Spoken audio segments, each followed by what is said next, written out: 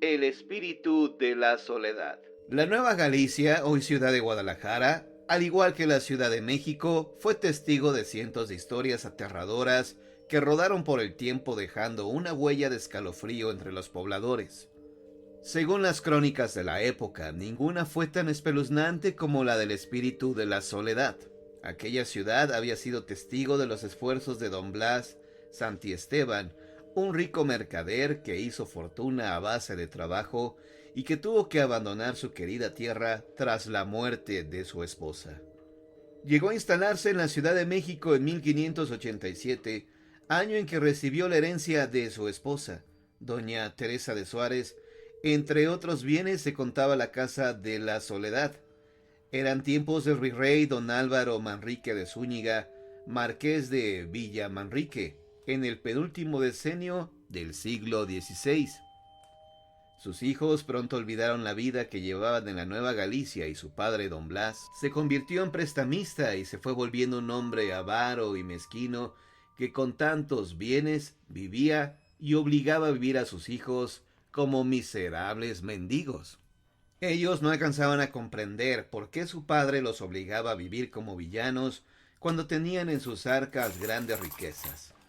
Su padre había cambiado tanto que sus hijos añoraban regresar algún día a Nueva Galicia, lugar en donde ya no se veían con buenos ojos los negocios de aquel hombre. Y mientras empeñaban a su nombre terrenos y mansiones ostentosas, sus hijos llevaban vida de plebeyos haciendo los quehaceres del hogar.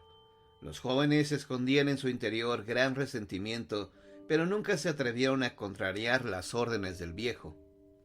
«Deseo tanto abandonar esta casa», dijo uno de ellos, «pero me detengo al pensar que mi padre me quitaría la herencia. Después de todos estos años sujetos a su avaricia, bien vale la pena esperar un poco más para recibir la herencia que será nuestra cuando el viejo muera». «Dices bien, hermano», replicó el segundo. Al poco tiempo, el vino escaseó, y aunque su hermana quiso ofrecerles más, no podía porque tenían racionados todo tipo de víveres y alimentos. Ese día, el mayor de los hijos se encontraba muy tomado, por lo que se armó de valor y pidiendo la compañía de su hermano, se dirigieron a la taberna. Ahí, uno de los parroquianos se les acercó y se ofreció a pagar el vino que tomaban, pero esto, lejos de darles confianza, sembró en ellos el desconcierto. «Pero, ¿quién es usted?», preguntó el mayor. «Roque de Griera, venido de Barcelona con mis padres desde que era un chaval. Habitamos unos años en Nueva Galicia hasta que nuestra fortuna se terminó en manos de un usurero maldito», replicó el extraño hombre. Ambos jóvenes interpretaron de inmediato sus palabras. Sabían que se trataba de su padre.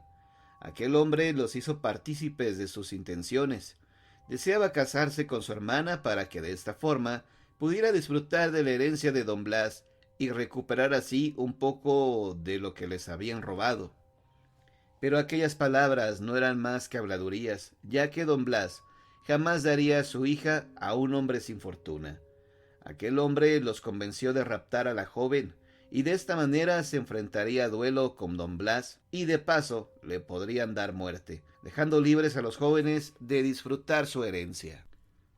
Acordaron llevar a cabo aquel siniestro plan esa misma noche. Don Blas había llegado a la casa y, como era su costumbre, se encerró en su despacho para quedarse solo con sus tesoros, que eran miles y miles de piezas de oro, en tanto que don Tomás y don Garcés entraban en la habitación de doña Martina cubriendo sus rostros con máscaras.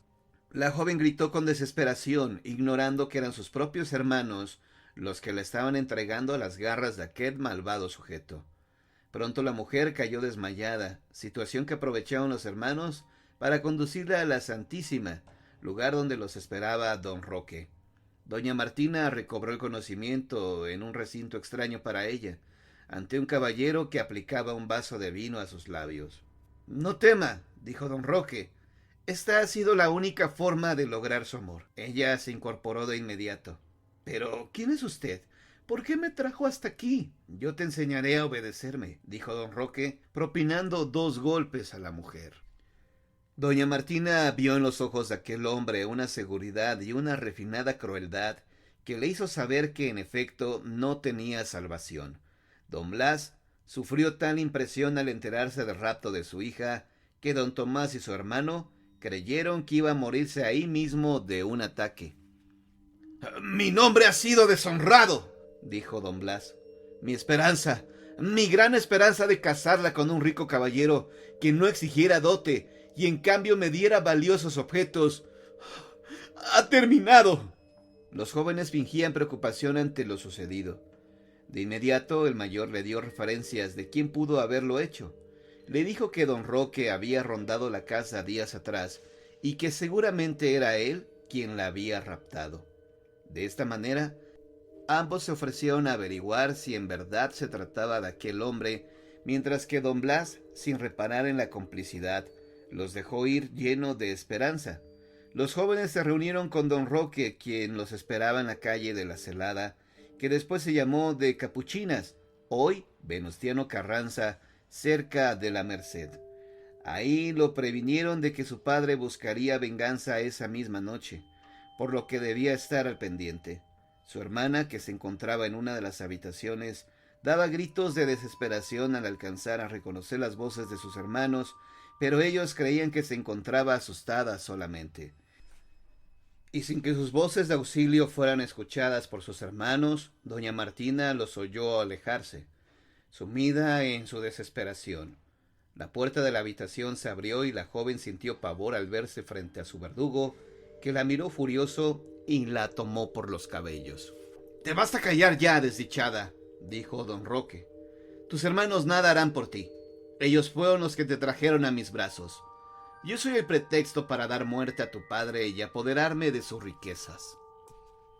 Aquellas palabras dejaron sin aliento a la pobre mujer, mientras en casa de don Blas sus hijos le daban los pormenores de don Roque, al tiempo en que ellos mismos hacían un plan de ataque que les favorecía. La noche era fría y el viento soplaba como previniendo lo que iba a ocurrir.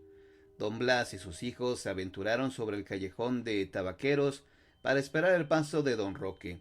Pronto apareció este hombre y don Blas no dudó en interceptarlo, seguro de que sus hijos lo ayudarían, pero ante los sorprendidos ojos de los tres traidores, el viejo se desplomó víctima de un infarto.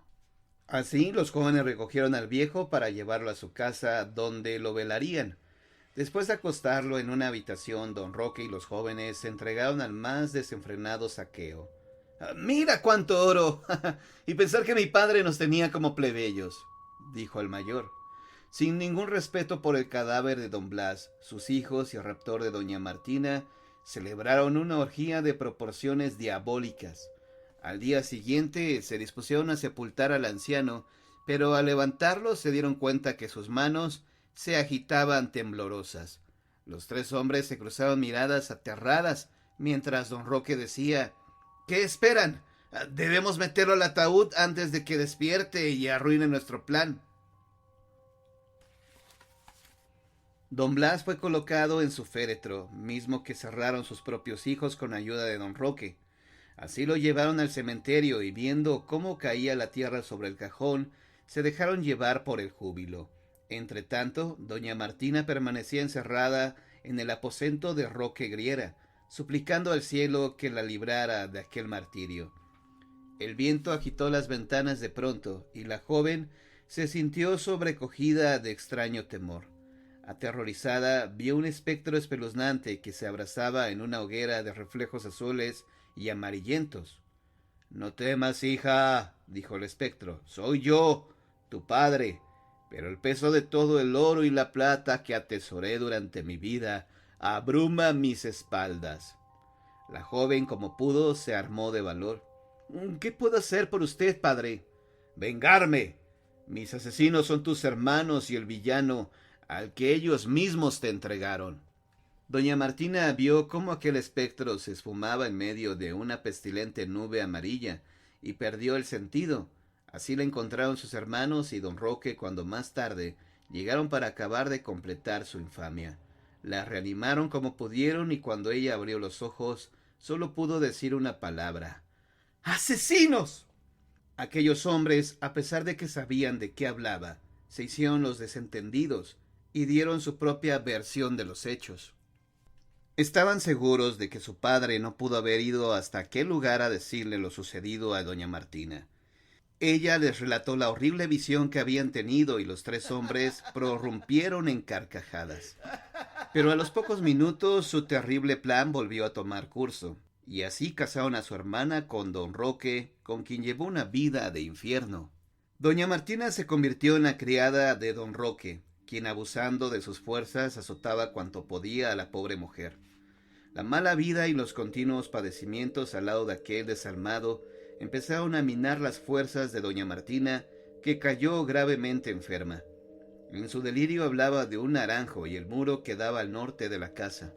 En tanto, Tomás y don Garcés continuaban derrochando el dinero a manos llenas, y cuando el caudal empezó a mermarse demasiado, se culparon entre sí.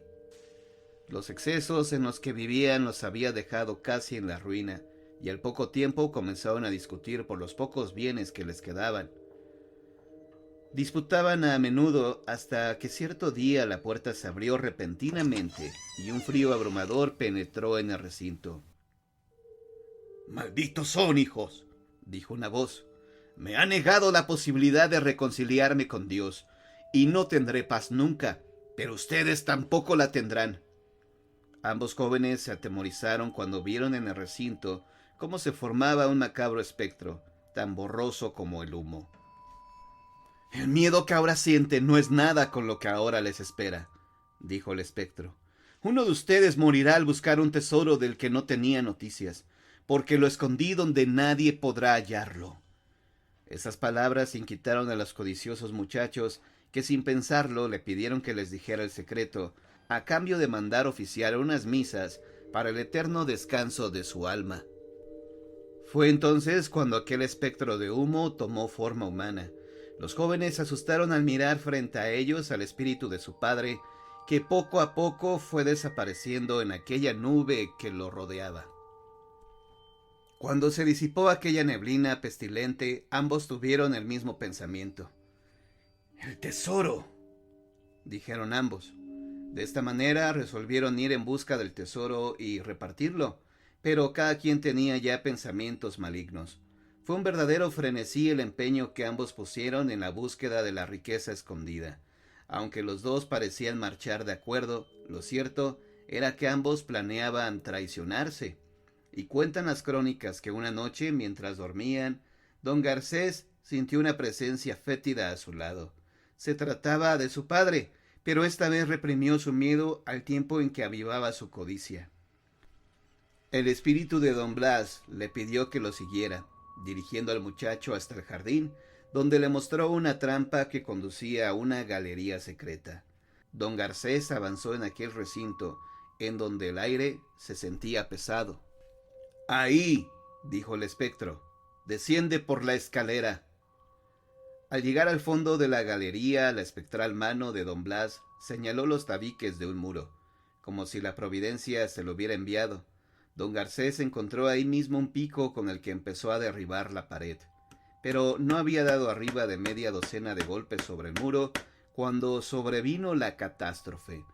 El estrépito fue tal que don Tomás acudió de inmediato al lugar del siniestro. «¡Auxilio!», dijo su hermano. «¡Me ahogo!». Don Tomás comprendió que se trataba de la venganza de su padre, ya que su hermano se había dejado llevar por la codicia, encontrando una muerte similar a la del viejo. Por ello, en lugar de auxiliar a su hermano, que todavía se encontraba con vida, lanzó una terrible carcajada, y para asegurarse de su muerte, tapó el último vestigio que asomaba de la vida de aquel desdichado hombre. «Ya te puedes pudrir ahí, hermanito», dijo don Tomás. «Esto es señal de que mi padre me quiere rico a mí y no a ti». Pero en cuanto arrojó la primera palada, un terrible viento erizó sus cabellos. El espectro de su padre desapareció ante él diciendo: «El primero de mis asesinos ha tenido un fin similar al mío». Don Tomás creyó morir de espanto al ver flotar por el aire el rostro cadavérico de su padre, pero aquel ser no cobró la vida de su segundo hijo traidor, sino que le advirtió que le daría su tesoro al último hijo que le quedara. Así, don Tomás pudo comprender que debía liquidar a su hermana. Por lo que al día siguiente fue a visitar a la única persona que se interponía entre el tesoro y él. Al llegar a su casa, creyó que la suerte estaba de su lado al saber que doña Martina se encontraba grave, pero además, don Cayetano, el médico, lo puso al tanto de las palabras que decía en sus delirios. «El Naranjo y el muro del norte», repitió en contadas ocasiones don Cayetano. «¿Ves? No tiene ningún sentido». Don Tomás ya daba por hecho que su hermana moriría y que él sería el dueño del tesoro. Pero don Roque, que vivía embriagado desde el día en que tomó posesión de la fortuna de doña Martina, notó algo extraño en la conducta del joven y decidió seguirlo. Miró cómo el joven Santiesteban penetró en el patio de la casa de la Soledad, pero en su apresuramiento no aseguró bien la puerta y don Roque pudo seguirlo hasta ahí. Los ojos del malvado esposo de doña Martina se abrieron desmesuradamente al ver cómo don Tomás extraía del hoyo que había excavado un pesado cofre. Tomás había logrado abrir el cofre y se extasiaba ante el dinero y las joyas. Absorto en la contemplación de su hallazgo, no advirtió que don Roque se le acercaba por atrás para golpearlo con saña en la cabeza. Pero una voz hueca y cavernosa se dejó oír a sus espaldas. Se trataba del espíritu de don Blas, el hombre que dejó caer al piso al mirar la terrible aparición. «¡No! ¡No! ¡Tú estás muerto!», dijo don Roque. Roque de Griera llegó hasta el fondo del patio y quedó acorralado por aquel espectro que avanzaba más y más hacia él. La bruma pestilente que rodeaba el alma condenada del avaro empezó a envolver a don Roque, impidiéndole respirar. Presa de desesperante angustia, sentía asfixiarse por momentos. Los ojos se le saltaban y la fétida nube se hacía cada vez más densa. Al cabo de unos minutos rodó sin vida, permaneciendo en su rostro aquella horrible expresión de desesperación y terror ocasionada por la asfixia. Así fue hallado su cadáver junto a un cofre repleto de fabulosas riquezas y presentando un misterio que hubiera sido indescifrable si doña Martina, repuesta más tarde de su dolencia, no hubiera denunciado los hechos a las autoridades. Lo último que se supo de la única descendencia de don Blas es que regresó a vivir a la Nueva Galicia, donde donó aquella fabulosa fortuna a la iglesia con el fin de descargar la pena de su padre. Ella se volvió religiosa y nunca más volvió a la casa de la Soledad.